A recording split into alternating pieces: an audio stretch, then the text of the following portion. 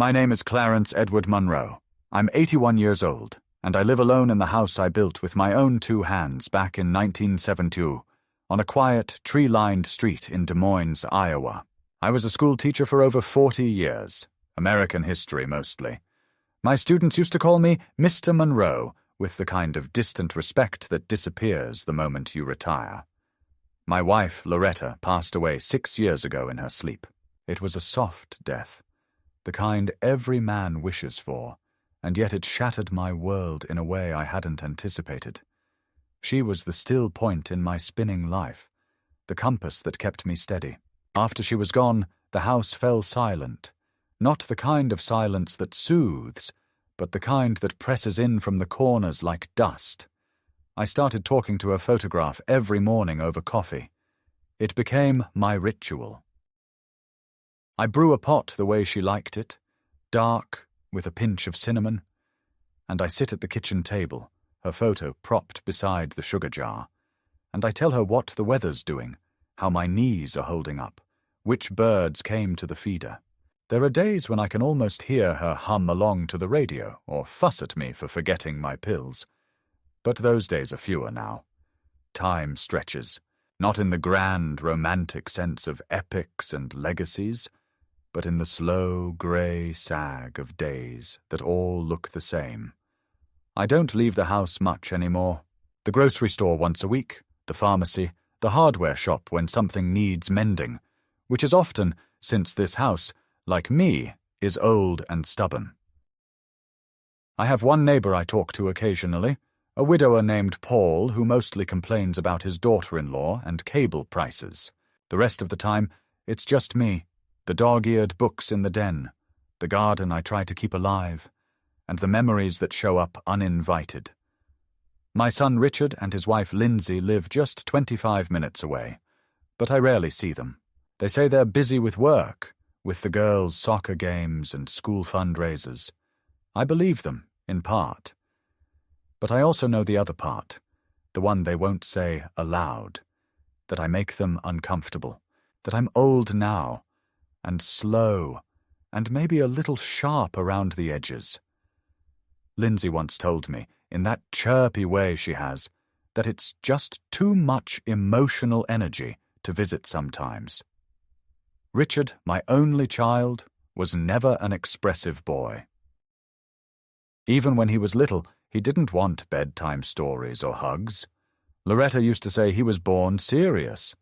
Still, I raised him with honesty, with a roof over his head and food on the table and an education he could build a life on. He became a real estate agent, a successful one, if you believe the brochures he leaves in my mailbox. Munro Homes, integrity, trust, family. I never asked him for money, never once leaned on him after Loretta passed. I have savings, enough to keep the house afloat, enough for a modest funeral when my time comes. I even prepaid my cremation last year just to spare anyone the trouble. I thought I had done everything right. I stayed out of the way. I kept my independence. I didn't make demands. And still, lately, I've begun to feel the tremors of something cold underneath the surface.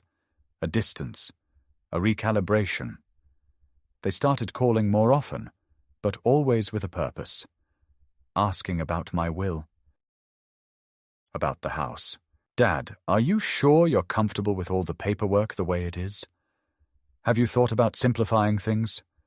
You know, with probate laws and all, sometimes it's smarter to transfer property before anything happens. The language was clinical, but the implication was clear. They weren't concerned about my comfort. They were thinking about what happens after I'm gone. Or maybe, if I'm being honest, they were thinking about what happens if they decide I'm already not fit to manage my life. The thing is, I know I forget words sometimes. I know I shuffle a little slower. But I am not gone. Not yet. I am still here, thinking, reading, remembering. Loretta used to say that the greatest cruelty of age isn't pain or loss, it's invisibility. And she was right. The older you get, the more people look through you. They think they're being kind when they talk slower, louder, with that tone you use for pets and children. But I hear it. I hear the edge in their voices when I ask for something twice. I see the look Richard gives Lindsay when I talk about how things used to be. The sigh, the impatience, the readiness to move on. And now, after months of silence, Richard and Lindsay suddenly want to talk, face to face. They're coming over this Saturday with some documents they think I should look at. It's nothing urgent, Dad, he said over the phone. Just something to help all of us feel a little more secure. I asked him if it was about the house. He laughed too quickly. Don't worry, he said. You'll still be living in it. That's when the dread began. It wasn't a loud fear. It crept in slowly, like fog under a door. I don't want to think ill of my son. I don't want to imagine that my own flesh and blood would try to trick me. But something about the way he said it, "You'll still be living in it," made my stomach turn. I couldn't sleep that night. I sat in the den with Loretta's photo and whispered, "What if they're trying to take it from me?" This house is more than timber and nails. It's the place where we raised our child, where Loretta baked pies and scolded me for not fixing the gutters, where we laughed and fought and grew old together. To give it up, no, to be tricked into giving it up, would be a betrayal of everything I've worked for, of everything I've endured. I don't know what they're planning, but I do know this. I won't go quietly. I won't sign anything until I know exactly what it is. And maybe, just maybe, I'll ask someone to be here with me on Saturday. Not for protection, for truth. Because if this is what I think it is, I'm going to need a witness. They arrived late in the morning, just as the September sun had started to warm the porch swing, where I'd been dozing off with a book open on my chest. I'd been up since 5, nerves keeping me from sleep, and I had put on my best shirt, the one Loretta used to iron just right before Sunday service. I even trimmed my beard, cleaned the glass on all the picture frames in the living room, and set out the good coasters. Ridiculous, I know, but some part of me hoped this wasn't what I feared. That maybe, just maybe, they were just visiting. Just talking, just remembering they had a father. But the moment their silver SUV pulled into the driveway, and I saw Richard in his tailored navy blazer and Lindsay with her sharp white blouse and tablet case, I knew it wasn't a social call.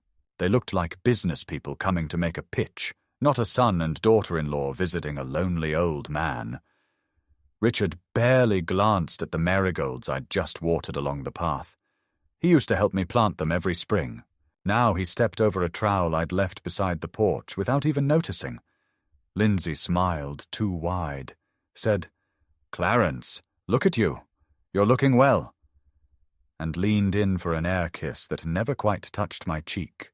I nodded, stepped aside, let them into my home.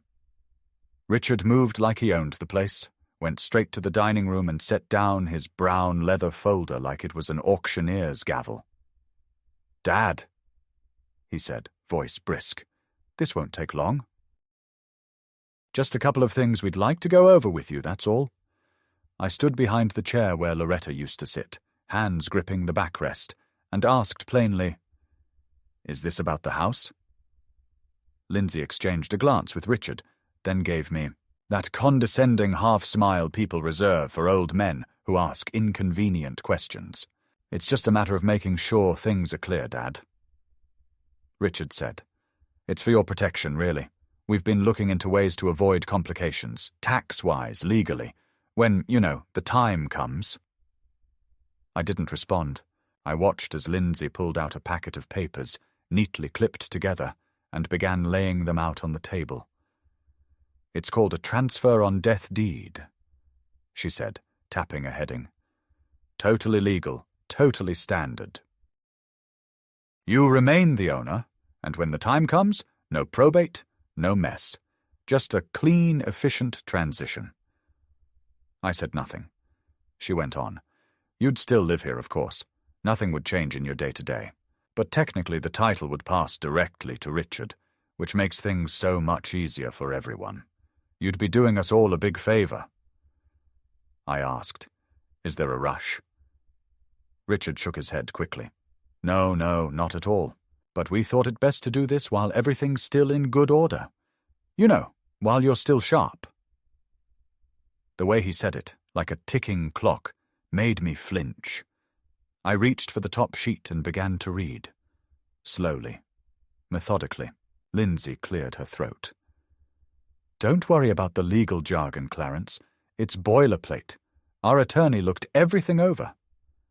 I'd like someone of my own to look at it too, I said. That's when Richard's tone shifted. Dad, it's not like we're asking you to sign away your rights. It's just a formality. And you're not exactly... Well, you've said yourself that paperwork stresses you out. We thought we'd help you with it. I looked at my son, my only child, and saw in his face not concern, not patience, but calculation. He wasn't asking. He was pushing, carefully, politely, but pushing all the same. And behind his words was the unmistakable assumption that I was slipping, fading, too old to notice a trap even if it was set in daylight. That's when I knew. This wasn't for my benefit, this wasn't protection, this was positioning. Still, I kept my voice level. I'm not signing anything today. Lindsay blinked in surprise. But Clarence, it's already been notarized in part. Our notary witnessed Richard's signature. All it needs now is yours. I let that sit for a moment. You already signed? Richard nodded. Yes, to streamline things. It's common, but again, no pressure. We just wanted to walk through it with you. I could feel the blood rising to my face, not from anger yet, but from the sharp betrayal of being maneuvered like this in my own home. I said, I'm not signing today. Lindsay's lips pressed into a thin line. Richard gathered the papers into a tidy stack again, slower this time. Okay, fine. You want to take some time? That's perfectly fine. But, Dad, we really hope you'll come to see this is best for everyone. You wouldn't want this house to get tied up in court when the time comes. It's a legacy. We want to preserve that. You mean you want to control that? I said, not loud, but clearly. They stayed another 10 minutes, chatting about meaningless things.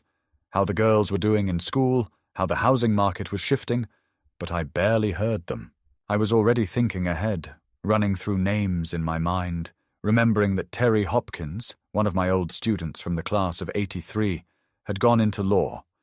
He'd sent me a Christmas card last year with his firm's logo embossed in gold. I still had it tucked into the drawer by the phone.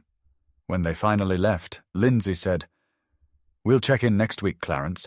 Let us know if you have any questions. Richard leaned in, patted my shoulder and said, Think about it, Dad. It really is the smart move. I nodded, watched them walk to their car, and as soon as the door shut behind me, I locked it. I stood there in the quiet for a long while, then went to the drawer, pulled out the card, and stared at the number. Loretta once told me, Trust doesn't break all at once. It crumbles in corners you don't see until the roof falls in. I wasn't going to let the roof fall in, not this time. The following morning, I called the number on Terry Hopkins' card. His assistant, a brisk-sounding woman named Helen, answered and remembered my name immediately.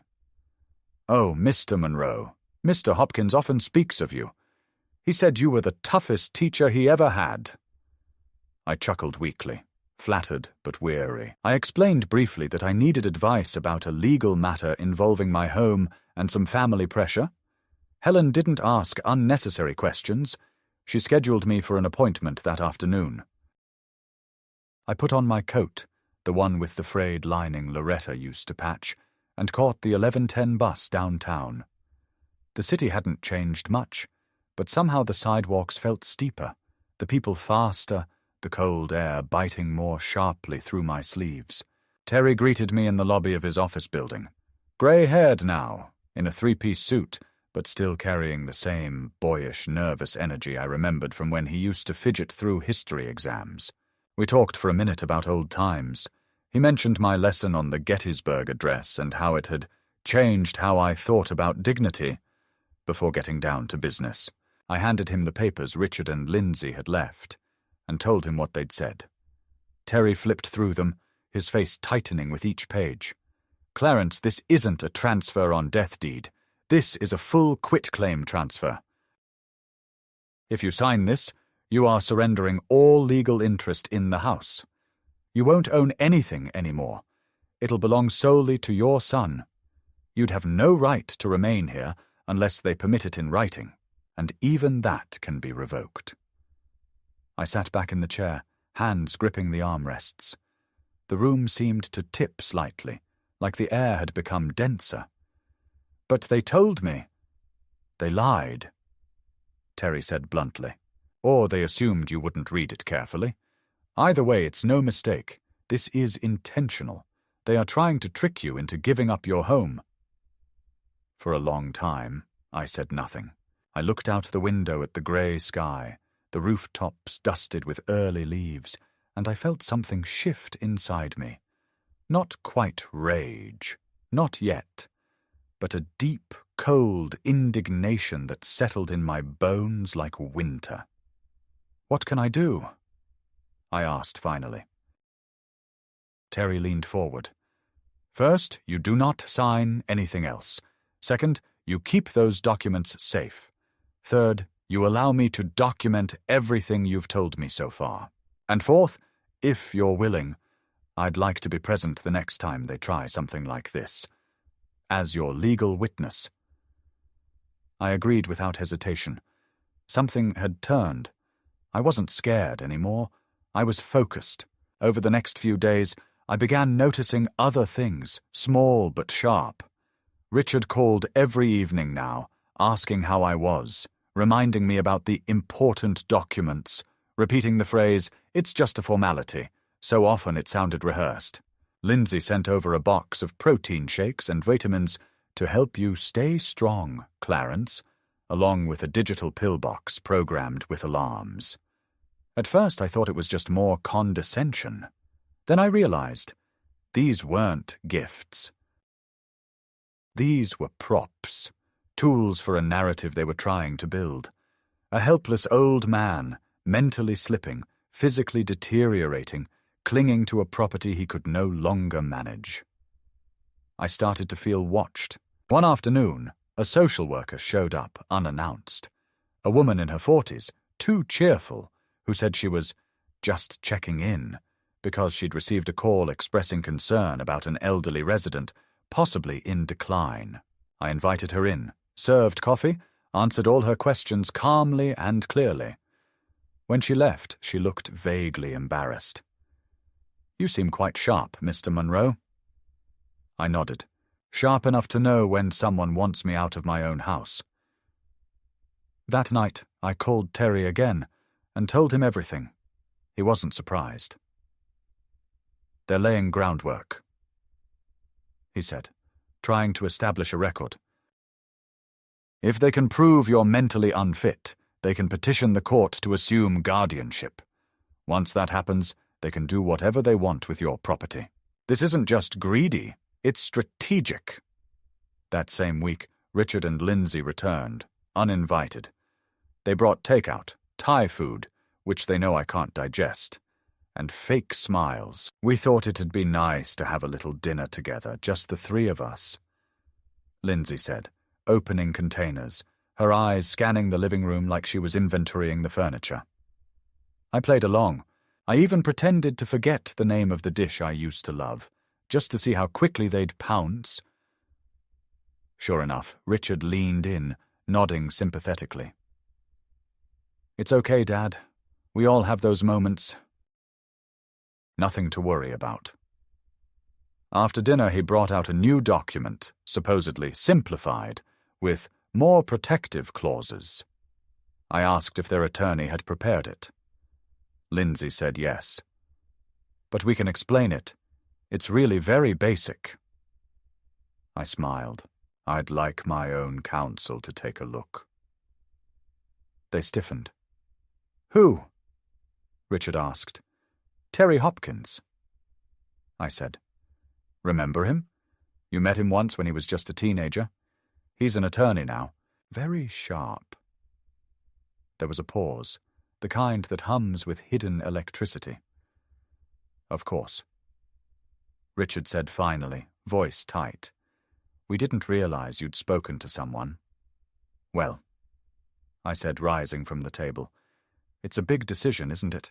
I wouldn't want to sign away the home I built without understanding every word. Lindsay began to collect the takeout boxes in silence, her lips pressed thin.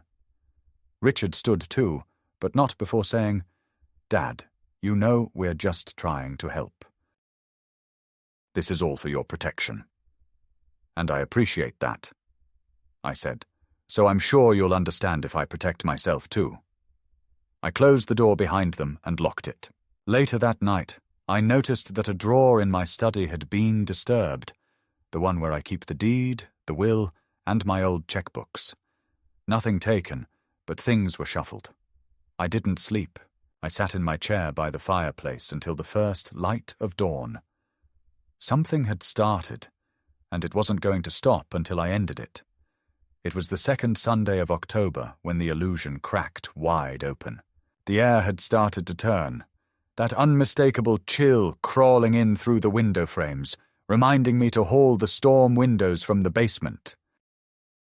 I had just come back from a short walk, my morning ritual since Loretta passed, a slow circle around the block that gave my knees something to complain about, and my lungs a brief conversation with fresh air, when I found a certified letter in the mailbox. It was from a medical practice I'd never visited, a doctor, Stanton of Glenridge Neurological Associates, addressed directly to me, but with a strange line underneath. Per request of family representative. My hands began to tremble even before I opened it. Inside, a printed evaluation summary. It stated I had recently undergone a preliminary cognitive screening, which suggested mild cognitive impairment consistent with early onset dementia, and recommended guardianship evaluation in the interest of the patient's long-term care and safety. I sat down on the front steps and read the letter again, and again. My mouth went dry. I hadn't been to any such clinic. I hadn't spoken to any doctor named Stanton. This was fabrication, an outright lie. And someone with my last name, had made that lie official. I called Terry immediately. He asked me to scan and email the letter, which I did after fumbling with the dusty old printer Loretta had once insisted on keeping, just in case. 20 minutes later, he called me back, his voice tight and deliberate. They're moving fast, he said. This is an orchestrated attempt to establish that you are mentally unfit to manage your affairs. This evaluation was submitted without your knowledge, which is unethical, if not outright illegal. But here's the real kicker. This doctor, Stanton, is an old college friend of Lindsay's. Their name came up on LinkedIn, buried deep in connections. It's a networked favor. I felt a fire begin to crawl up my spine. The betrayal had gone from passive to tactical. This wasn't neglect. This was war. They weren't waiting for me to die. They were building the legal groundwork to erase me while I was still alive. Terry advised we preempt any legal filings by demanding an independent medical examination conducted through court-certified experts. He had already drafted the paperwork. I would undergo a full capacity evaluation, neurological, psychological, cognitive. You'll pass it, he said, and once you do, we can submit it to block any petition they try to file. But Clarence, you need to be ready. They're going to escalate. They don't know you've seen this letter yet. That gives us a slight advantage. Don't confront them just yet. But waiting wasn't easy. Every corner of the house began to feel like it was under surveillance. I moved the deed and my passport into a lockbox and placed it in the garage under the water heater, just in case. I began to carry a notepad in my shirt pocket, where I documented every call, every message, every odd incident. I also started recording phone conversations. Legally, Iowa is a one-party consent state. And it was during one of these calls, a routine just checking in from Richard, that I captured it. He asked casually if I was feeling foggy lately. I said I wasn't. Then he said, "You know, sometimes it's hard to tell when it starts. Lindsay says you seemed off last time we visited. Just little things. You repeated yourself. You forgot your pills. I mean, nothing serious, but we worry, you know." And I said, very carefully, "Yes, I remember that visit. I remember you asking me to sign something. I remember Lindsay taking photos of the medicine cabinet." There was a pause. A beat of silence. Then, uncharacteristically sharply, he said, "Well, it's better to have safeguards in place before things get worse." That night, I replayed the recording 5 times. His voice, smooth, calculated, sounded so foreign. This was my son. My only son. And he was speaking about me like I was a patient in a facility, like I was already somewhere else. They had already mentally buried me. The next day I underwent the court-certified evaluation. 3 separate specialists over the course of 5 hours, each one polite, thorough, and clearly surprised when I recited dates, solved patterns, reconstructed memory sequences. I even slipped in details about the Cuban Missile Crisis to one of them, just to show I wasn't just sharp, I was still the man who once taught American history without notes. 2 days later, Terry called with the results. "You passed with flying colors. All 3 signed affidavits of full capacity. We're submitting them immediately." I felt something inside me steady. The ground under my feet felt solid again. But the relief was brief, because now I knew the depth of what Richard and Lindsay were willing to do. They had already written the obituary of my competence. They were not going to stop, and now they were going to find out that neither would I. The week after my cognitive evaluation was filed marked the beginning of a new kind of silence in my life. Not the natural quiet of a widower's house, but the sharp, humming silence of people who have been caught in a lie and are scrambling behind. The curtain. I heard nothing from Richard or Lindsay for 5 days. No calls, no drop-ins, not even one of Lindsay's breezy, faux-concerned emails. It was eerie, as if they had paused, recalculating their strategy, or perhaps expecting me to call first and explain myself, to offer a reasonable compromise, like a man who realizes he's pushing back against inevitability. But I didn't call. I stayed still and alert, like an animal that knows a predator hasn't gone far, only out of sight. On the 6th day, I received an envelope slid through the front door, not mailed, not delivered, just placed there quietly sometime in the night. Inside was another set of documents, this time titled Medical Support and Property Security Authorization, which I recognized immediately as a veiled attempt at granting power of attorney. Along with it was a short, handwritten note from Richard. "Dad, we're really worried. This is just to help us help you. Please don't make this harder than it has to be." Ah. No salutation. No warmth. Just a warning dressed in concern. That was the moment I knew they weren't retreating. They were repositioning. Terry reviewed the documents and confirmed my suspicion. This would allow them to make financial and medical decisions on your behalf. It's a backdoor guardianship. "If you sign this, Clarence, they own your future. They can sell your house, move you to assisted living, manage your bank accounts, everything. It's a legal muzzle." I asked him if we should respond. "Not yet," he said. "Let them show their hand fully. You've already blocked their first strategy. Now they're pushing the second. But if we hold, and collect, and document, we'll be in position to reverse the pressure. But you have to keep your eyes open." I nodded, but inside I was already somewhere else. Inside every conversation, every glance I had overlooked over the past year, reading it all with fresh clarity. The dots began to connect in dark patterns. The way Richard had insisted on setting up online banking for me, saying, "It's just easier for me to help you this way." The way Lindsay had asked to store documents in my attic for safekeeping, and how, since then, she always had some excuse to access it alone when she visited. The comments about how big the house was, how hard it must be to keep up. The gradual erosion of my autonomy cloaked in helpfulness, and I saw, with gut-turning certainty, that this hadn't started suddenly.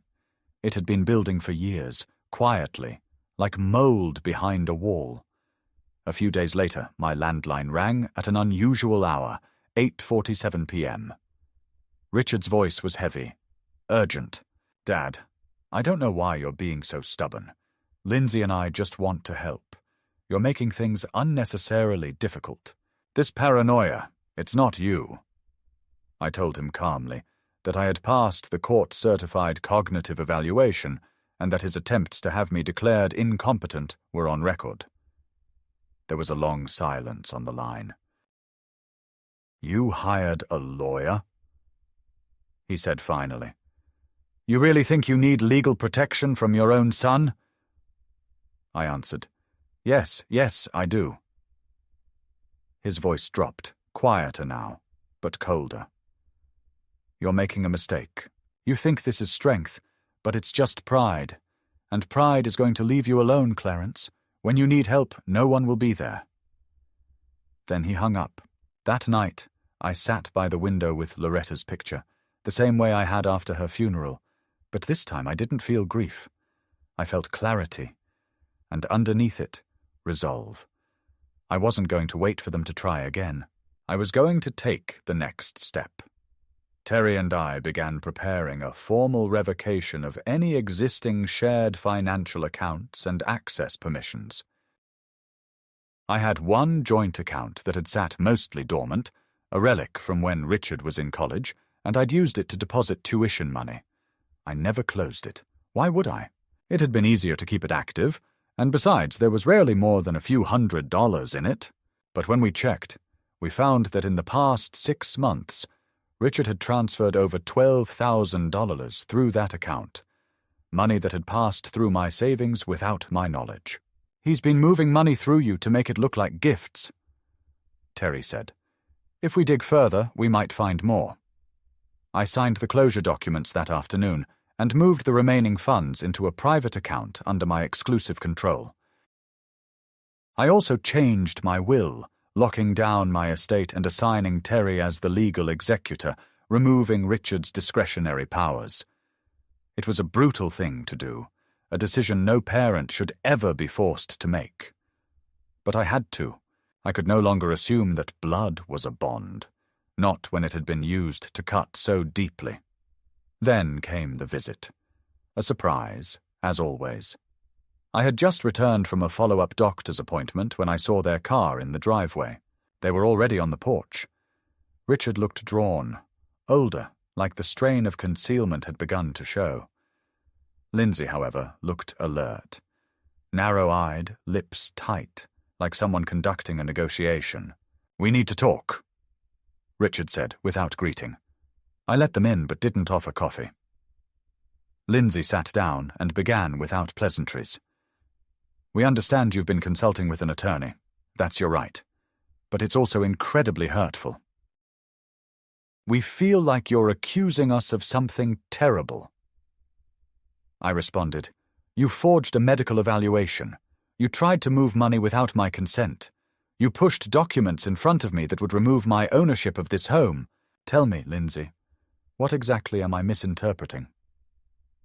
She flinched, but only slightly. "We were trying to protect you. You've been confused. You forgot your medications." I reached into the drawer and placed a printed transcript of the court-certified evaluation in front of her. "The court disagrees." Richard stood up, pacing now, agitated. "You're acting like we're criminals. We're your family. We love you. But you're making it impossible to trust that you're thinking clearly." I answered. "What you mean is, I'm not agreeing to hand everything over, so I must be delusional." He stopped, turned to me, and said something that would echo in my mind for weeks. "We didn't want it to come to this, Dad, but if you keep resisting, we may have no choice."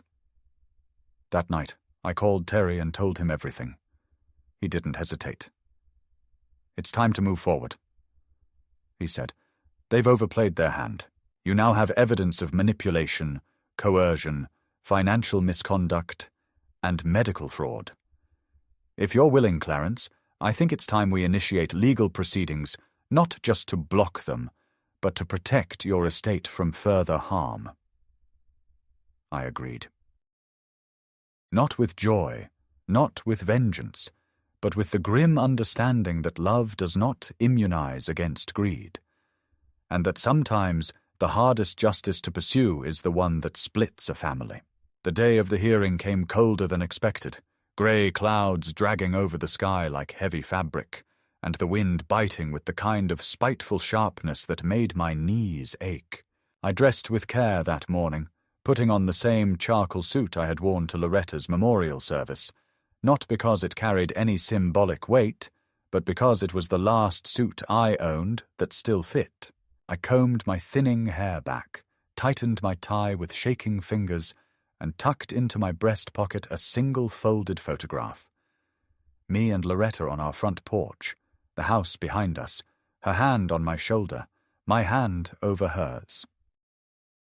It was the first summer after we'd paid off the mortgage, and we looked happy in that kind of solid, enduring way that only comes when both people know they've built something together.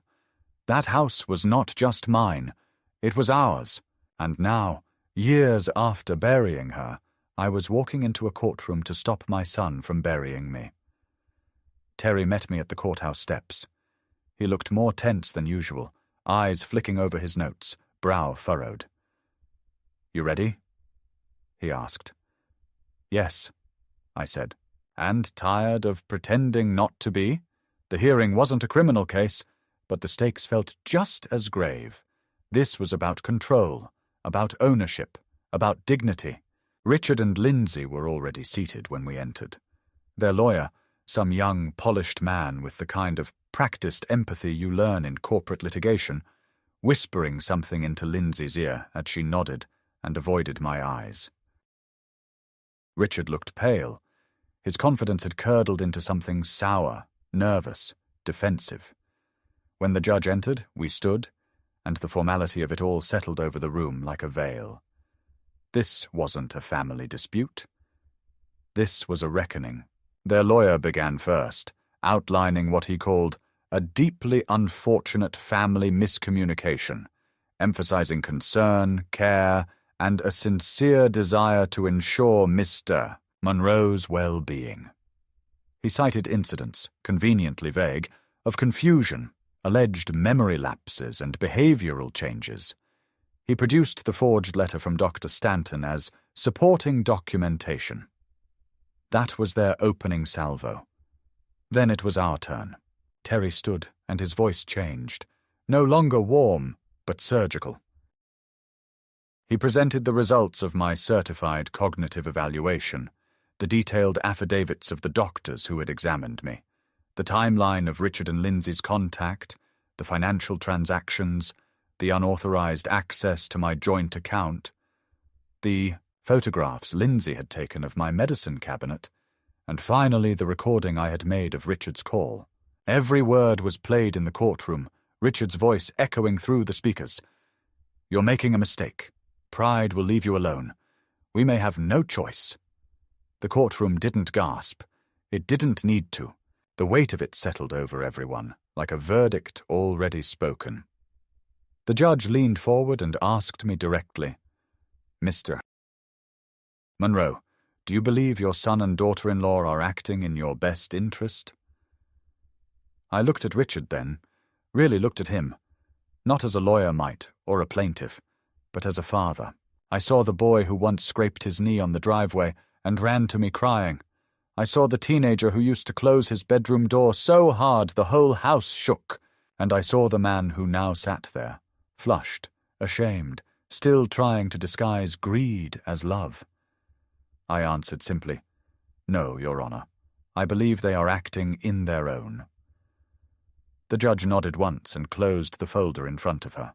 "This court sees no evidence of incapacity or incompetence. On the contrary, Mr. Monroe demonstrates not only cognitive clarity, but remarkable diligence in protecting his rights. The petition for guardianship is denied. Furthermore, the submission of falsified medical records will be forwarded to the licensing board for further investigation. This hearing is concluded." There was no applause, no cinematic swell, just the sound of chairs scraping as people stood and the shuffling hush of consequences taking shape. Richard stood slowly. Lindsay was already moving towards the exit, her face blank and unreadable. I didn't follow them. I didn't speak. I stayed by my chair until the room had emptied, and Terry put a hand on my shoulder. "It's over," he said quietly. But he was wrong. It wasn't over. It had only just turned. In the days that followed the hearing, the house felt different. Not lighter, not exactly, but steadier, as though its foundation had absorbed the truth of what had happened and settled into a new kind of silence. Not the bitter hush of suspicion, but the sober quiet of recovery. I walked from room to room, not to search for anything, but simply to be present again, to reclaim the walls, the floors, the very air that for months had felt like it belonged to someone else's idea of me. I opened windows and let the October air drift through, cold but clean, sweeping away whatever was left of the fear I had carried, the fear of being erased by the very people I had raised. The garden was overgrown, the grass a little wild, but I spent a full afternoon trimming, weeding, shaping it back into something recognizable. Not because I cared what the neighbors thought, but because I needed to put my hands back into the earth.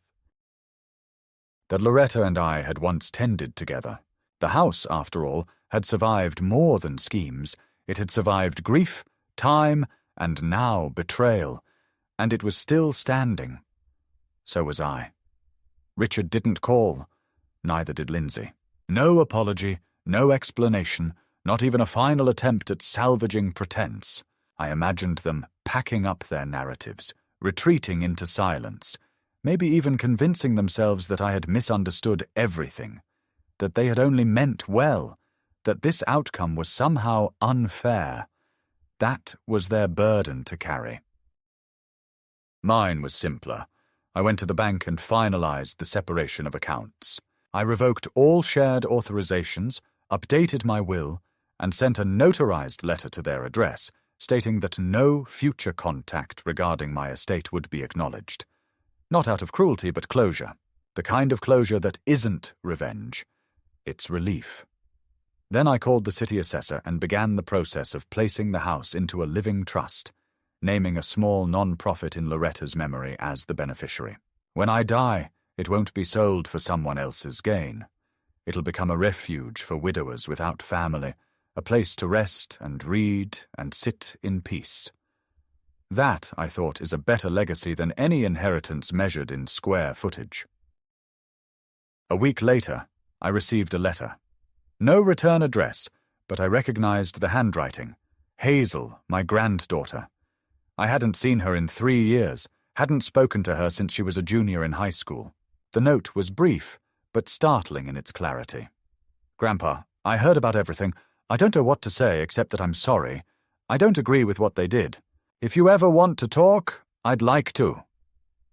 I folded the letter carefully and placed it beside Loretta's photograph. I didn't call Hazel, not yet. Maybe I will. Maybe not. But something in that letter told me that not everything had been lost, that maybe there were roots still holding, somewhere deep, waiting for time and truth to bring them back to life. For now I wake early, make my coffee the way Loretta taught me, and sit by the window as the sun rises over the quiet street. The marigolds are still blooming, defiant and bright. The birds come and go from the feeder, unaware of the human betrayals they perch above. I'm alone, yes, but not broken. And more importantly, not fooled. The worst part of betrayal isn't the loss. It's the moment you realize someone thought so little of you, they assumed you wouldn't notice. But I noticed, and I remembered, and I endured. Not out of bitterness, but principle. Because some houses are more than property, and some men, even old ones, are more than paper signatures. I protected what mattered, and in doing so, I found a piece of myself again. The part that knew dignity is not something you inherit. It's something you guard, even if it means standing alone, especially then. There's something strange about the quiet that comes after a battle you never wanted to fight. It doesn't arrive all at once. It creeps in, hesitant at first, like even silence needs permission to return to a house that's been filled with so much tension, so many unspoken accusations, so much cold calculation dressed in warm words. For weeks after the hearing, I found myself listening for footsteps that weren't there, for voices outside the door, for the rustling sound of betrayal moving through my home again, like a draft that no weather stripping can block. But none of that came. The silence held. And eventually, I began to hear other things.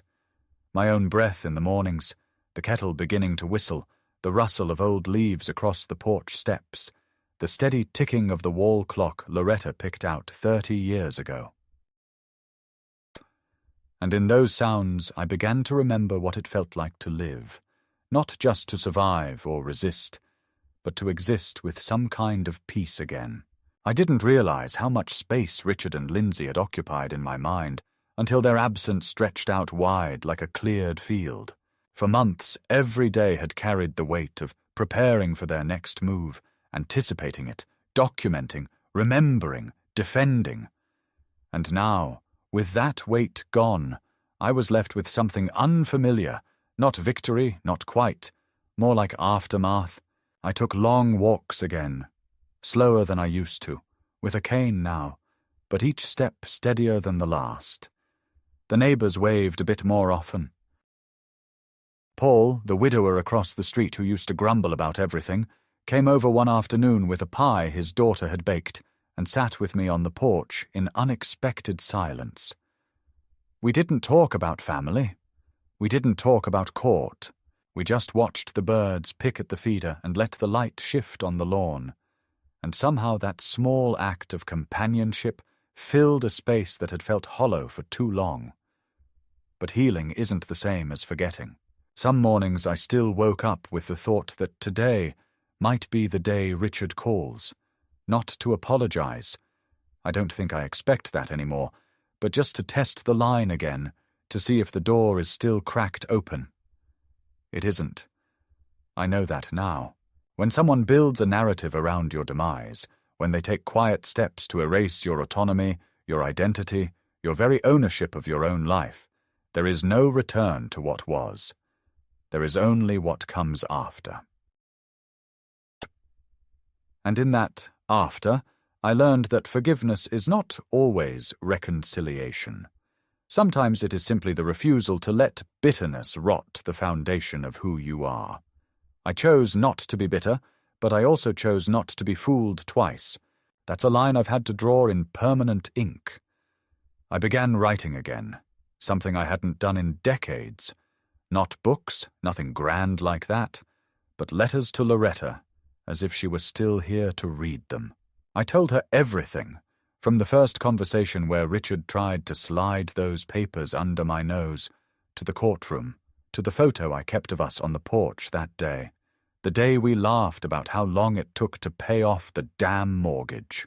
I told her how I felt in that final moment when the judge spoke, when Richard's face went pale, when Lindsay's eyes darted away like a child caught in a lie. I told her I wished she had been there to see it, not for the spectacle of it, but for the quiet justice. The justice of being seen, believed, and protected, not by a system or a title, but by truth and preparation. I wrote those letters late at night, by the yellow light of the kitchen lamp, and folded each one neatly, storing them in a box beside the photo albums. Maybe no one will ever read them. Maybe that's not the point. One day, a week before Thanksgiving, I received a phone call from Hazel again, my granddaughter. I almost didn't answer, but something in me, maybe that same part of me that used to read bedtime stories to Richard even after he said he didn't need them, picked up the receiver. Her voice was hesitant, not the confident cheerfulness I remembered from her childhood, but something softer, more uncertain. She said she'd been thinking about what happened. She didn't defend her parents. She didn't try to explain it away. She just said, "I miss you, Grandpa, and if it's okay, I'd like to visit. Just me." I didn't answer right away. I let the silence stretch out between us, not as punishment, but as space for truth to breathe. Then I said, "Yes, but only if you come as yourself, not as their daughter, just as Hazel." She paused, then said, "That's the only way I want to come." And somehow, that small promise, simple as it was, meant more than anything I'd heard from family in years. When she arrived the next Saturday, she brought nothing but a small bag and a box of old photos she'd taken from her closet. We sat together in the den, flipping through pictures, laughing at bad haircuts and crooked smiles. She asked about Loretta, about how we met, about what kind of music she liked, and I told her stories I hadn't told in years, stories that made the house feel full again, not of noise or pressure or schemes, but of presence. When she hugged me goodbye that evening, it was without performance, just arms around shoulders, heartbeat to heartbeat.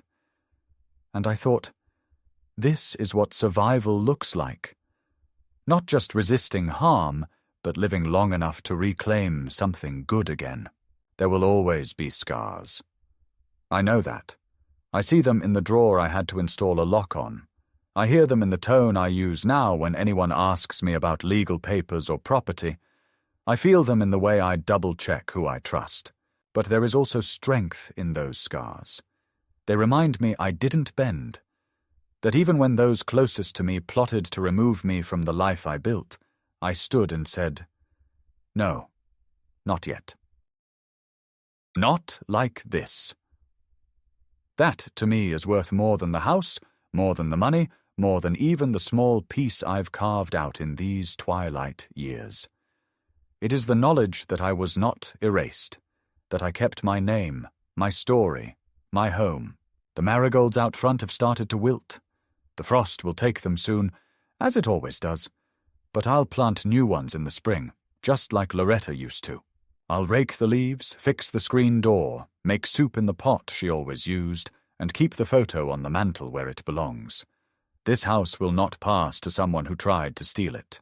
It will live its own life after me, just like I continued to live mine after her.